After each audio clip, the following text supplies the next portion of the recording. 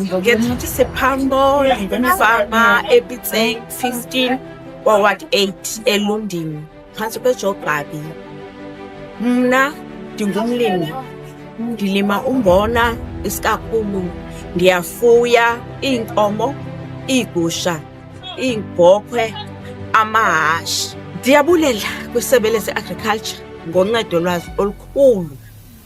Xa kufika ixesha loba makuchetywe iigusha bayandincedisa.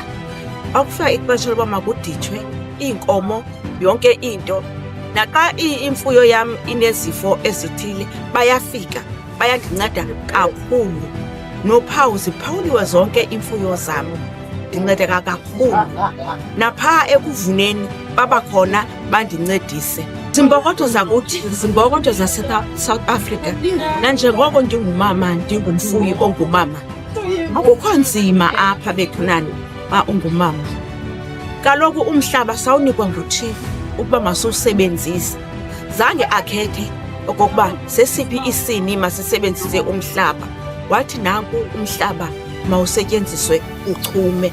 Masiphakameni nathi singomama, sivukuze sisebenzise umhlaba ukuze siphile. Bethunana ngale nyanga yembokotho, urhulumente, isebe lezolimo lindinike itrekta ukuthi ndikwazi ulima ngakumbi.